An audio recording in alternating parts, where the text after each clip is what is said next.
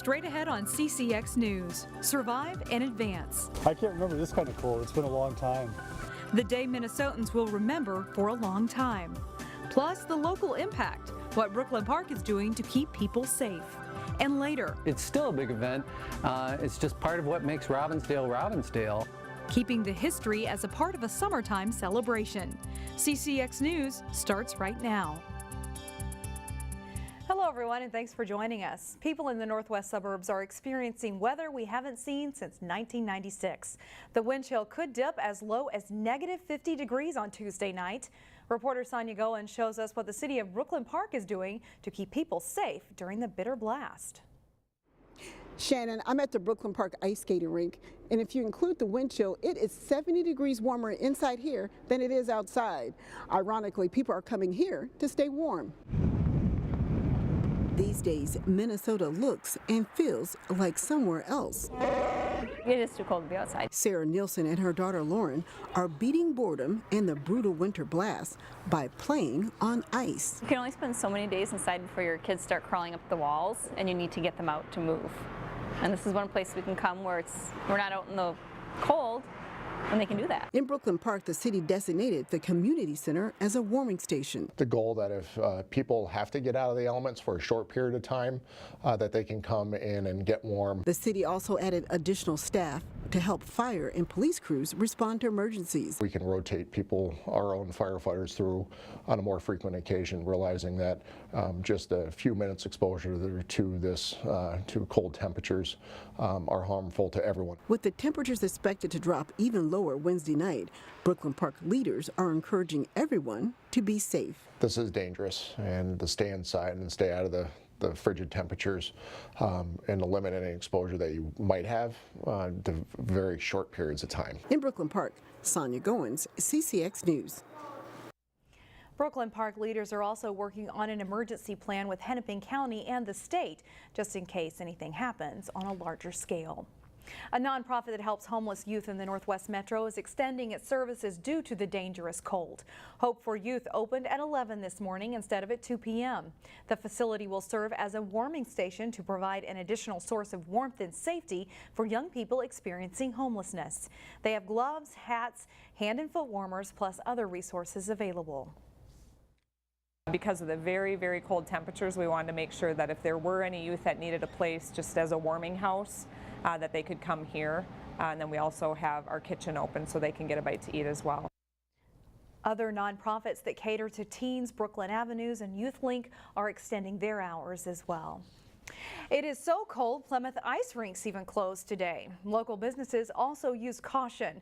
Topgolf in Brooklyn Center, which originally said it would only be closed on Thanksgiving and Christmas, is closed until Thursday to protect its employees from the severe wind chills. Local grocery stores are also taking action to protect employees. Lund's and Byerly's will only be open until 7 p.m. today and Wednesday. Local Hy-Vee and Cub Food stores, grocery stores, meanwhile, will not do any online deliveries on Wednesday due to the extreme Arctic weather. They plan to resume normal delivery operations on Thursday.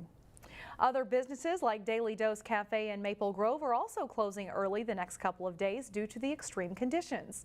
Daily Dose plans to be open for their morning regulars but close by 1 p.m. today and Wednesday. We'll lose a little bit of revenue, but we'll save that on payroll as well. So, when everybody else is staying in, if you don't have the traffic coming in, it doesn't really pay to be open. Bundle up, stay warm, and be safe, and we'll see you next week when you come in. As weather improves, the business hopes to return to regular hours by Thursday. There are plenty of cold weather tips for people, but let's not forget about our four-legged friends. There are some simple do's and don'ts regarding pet safety too, and we get more on that story from Eric Nelson. Once we get into that sub-zero temperature range, it's dangerous for you, it's dangerous for your pet.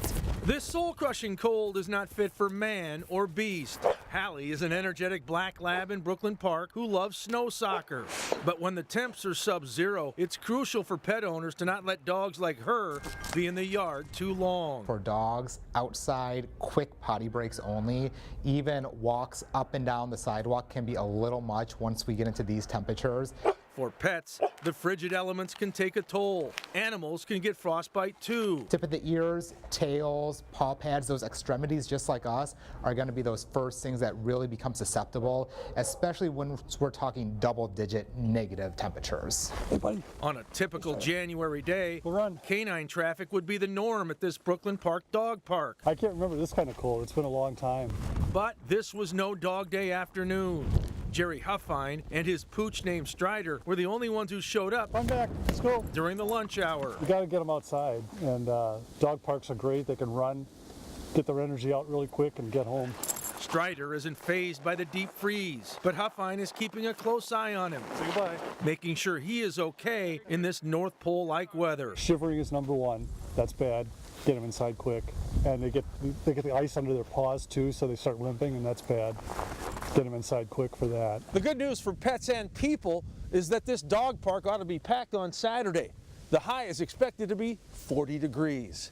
In Brooklyn Park, I'm Eric Nelson, CCX News. And because of the cold, the Animal Humane Society in Golden Valley was closed today too. They recommend keeping your animals inside overnight, even if they normally stay outside. New Hope police call it one of the most important nights of the year. It's a night the city takes time to honor those who protect and serve. While many families were opening presents and enjoying each other's company on Christmas Eve, these officers sprung into action. They responded to an armed robbery at the Domino's Pizza on Winnetka Avenue. 3 robbers were involved, 2 had guns. After the robbers fled, Domino's Pizza manager Michael Culligan took action himself, following the robbers in his personal vehicle, and at one point he was even shot at. As for Mr. Culligan, while I can't recommend others follow your lead, chasing armed suspects, that's my disclaimer, your selfless actions that night were the key factor to apprehending those responsible so quickly. All 3 robbers were arrested, including one who was recently tracked down in Iowa. The officers and Culligan were among many honored Monday night for their painstaking and, in some cases, life-saving work. Still ahead, the Phi-Ed of the future. We visit a Brooklyn Park Elementary School for some cutting-edge gym lessons. Plus, the Maple Grove boys swimming and diving team is having an outstanding season. That story later in sports. But first, your forecast. Let's look at the positive here. Saturday and Sunday, we enjoy temperatures in the 30s.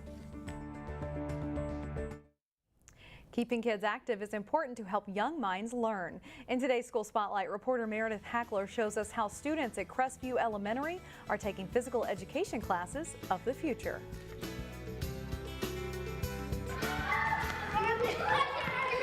Here at Crestview Elementary, students this day are learning a game that resembles lacrosse. We're moving around!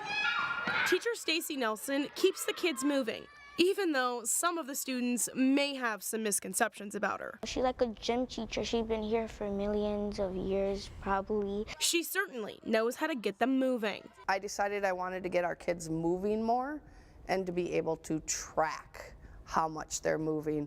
So the pedometers that we purchased through the grant give our kids and myself an opportunity to see how active they are. And the kids are a big fan of the pedometers as well. It helps us like steps, and when we're running it tells us like halfway like what our speed is. It helps you get more exercise, it helps you get moving, and it's very healthy for you if you're like moving. But if you just sit all day, it's not gonna help you feel like have good energy. Good energy is always a focus of Miss Nelson's class. I like to have the kids tell me what they learned. I mean, I know what I want them to learn, but I need to know that what they learned. So if I need to adjust my lesson or whatever.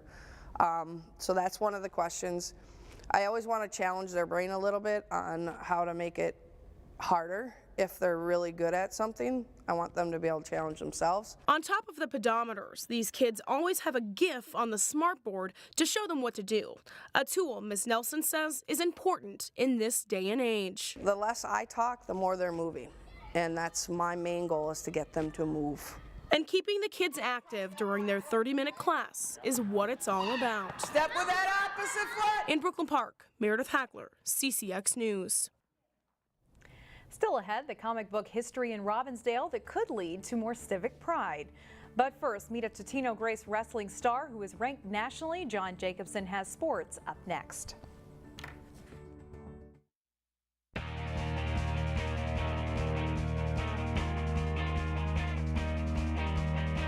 For a long time, the Maple Grove boys swimming and diving team was an easy pick to win the Northwest Suburban Conference title. That changed in recent seasons, but as Jay Wilcox reports, the Crimson are enjoying a great resurgence this winter. It's simply put been a blast this season for the Maple Grove boys swimming and diving team.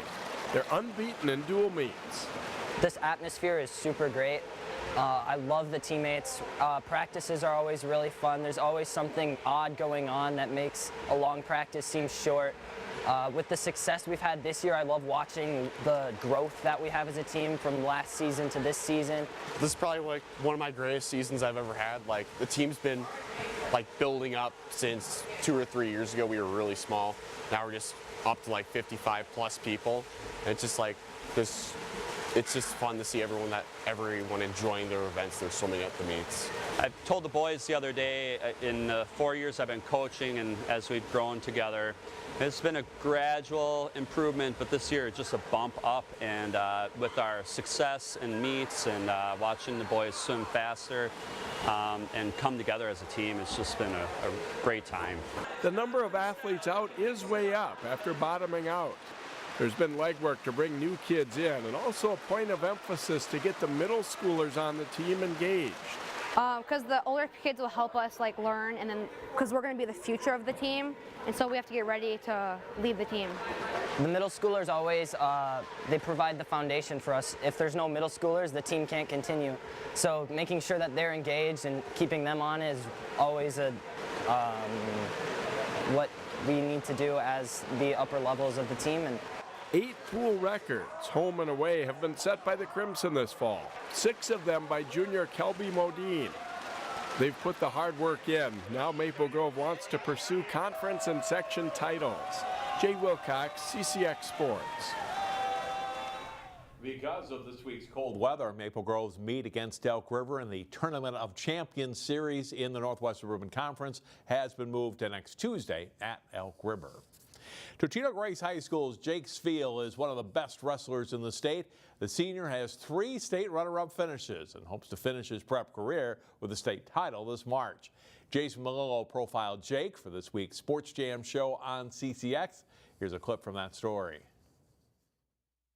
I'm just like a high-paced offensive wrestler. I don't like to wrestle on the defense. It just kind of, I don't feel like myself. It's a style that's serving him well. Swiel is undefeated this season and ranked #1 in the state at 120 pounds. When you're pushing the pace that much, you're used to wrestling like that, so your conditioning is most likely better than every other. You have an advantage over conditioning on every other wrestler you wrestle. Swiel started wrestling at 5 years old, often under the watchful eye of his father Doug, who's been the head coach at Totino Grace for 30 years. It wasn't always easy for Doug to get his young son to go to practice. When I was little, I dread going to practice. Like once I got there, it was fun, but like I didn't want to go. And when their buddies are out there playing in the yard or doing something else, you know, it's I don't really want. They got to stop and go to the practice. You know, they don't always like that. And then they get there and they're fine. So you got to grab them by the earlobe once in a while. I'm kind of glad he did, because now it kind of installed in myself where I'm like, even if I don't want to go, it's like 90% of the time you don't want to end up going to do something. You got to go and do it though. So that's what's going to help me become a better wrestler. So I've been very fortunate. It's been ingrained in him, and it's in him to wrestle hard and practice hard no matter what. I mean, he does not take shortcuts, and he goes out there and he trains hard. He trains, you know, he's training as hard as, if not harder than anybody. You can see the rest of that story and more this week on Sports Jam. It's on through Wednesday at 3:30, 6:30, and 9:30 p.m. here on CCX1 or online at ccxmedia.org. No high school sports or practices, Shannon, until at least Thursday. That's all for today. Back to you. All right, thanks, John. Up next, a chance to marvel at Robbinsdale history, what a local comic book fan hopes will get its proper due when we come back.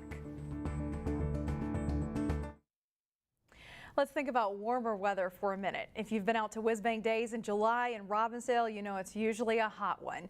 But it's one of the few city festivals that's been continuously celebrated for the last 7 decades. Robbinsdale has always maintained one thing through all the generations, and that's a strong sense of community. And I think to feel that for yourself, Whiz Bang Days is where you should be. We are about halfway to the Whiz Bang Day celebration, and a group of volunteers organizing the event wants to bring new focus on the namesake of the festival. They hope the history and cultural importance of Captain Billy's Whiz Bang can generate more pride in the city. It's more fun if you know the story, and it's a great story, and you know, magazines like Captain Billy's Whiz Bang and True Confessions really changed the culture of the United States. We're a more fun place because of it. The story of Captain Billy's Whiz Bang has inspired one Robbinsdale comic book fan, and he hopes it can inspire more people too. If you want a plate of great pasta, Nona Rosa's in downtown Robbinsdale doesn't disappoint. But on the corner of the building, there's a plaque that could give you a little bit of a history lesson too. I'm the comic book guy. Yeah, I'm the guy they turn to. Tony Perozzi, who works at Nona Rosa's, can clue you in on the history beneath your nose. I was reading one of those history of comics books, and I'm just like, boom. Started in Robbinsdale. I do a double take. Right, Robbinsdale, Minnesota, where I live. I've lived here for 20-some years, you know, and oh, that's interesting. I didn't know Captain Marvel's origins lie in the city I live in. Fawcett Publications, who made Captain Billy's Whiz Bang so popular, wanted to get in on the comic book business. His son went to work on it, Roger Fawcett. The result was Shazam, Captain Marvel. His alter ego is Billy Batson, so Captain Billy. There it is again. To wade through the connection Fawcett Comics has to DC Comics' Captain Marvel and then Marvel Comics, he'd have to take a journey through lawsuits and court battles that spanned decades. It's really fun to think that all of this originates where we live and work every day. And, you know, I wouldn't say I get a lot of overzealous comic book enthusiasts rushing to my door. It's just the one employee. And yeah, it all started out in the patio behind Nona Rosa's, you know. But it's still a neat tidbit of information that volunteers hope to feature as part of this year's Whiz Bang Days. This year we kind of decided that we wanted to deep dive into what makes Whiz Bang exciting and why in the heck do we call it Whiz Bang Days. Now, you don't have to wait until next summer to learn about the history of Whiz Bang. You can learn more in the Halfway to Whiz Bang celebration at Wicked Wart on Saturday, February 9th. And we've got all the details posted on our website. That's all the news we have for now. Thanks for joining us. Stay warm, everyone. We'll see you right back here tomorrow starting at 4 o'clock.